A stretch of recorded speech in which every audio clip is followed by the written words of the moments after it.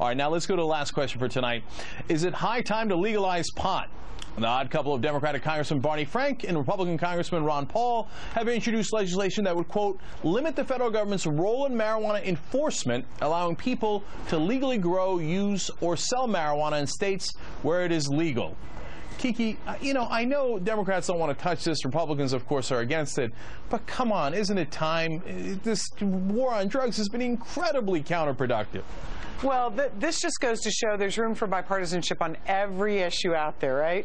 If you can have this kind of conversation here, because there are a lot more complicated factors in this today. We have medical use of marijuana regulated at the state level in some countries. But what's interesting is look at the two people who are having this conversation and leading it. You have Ron Paul, clearly the most conservative favorite, right? If Paul Ryan is not the favorite, he must be the favorite of true conservatives across the country. And Barney Frank, a real liberal. They found something that they can work together on, and maybe that's a little bit of a model for the rest of us to look at. Well, I would not be looking at a presidential ticket that'll have Ron Paul and Barney Frank on the same ticket.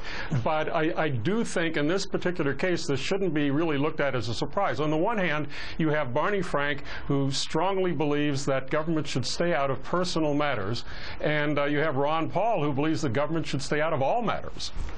Right. No, it makes sense. I actually wouldn't mind that ticket. I think that's a fascinating ticket. Bartunde, last point here. Look, we're spending $300 million extra that was just announced on the war on drugs. Isn't this futile?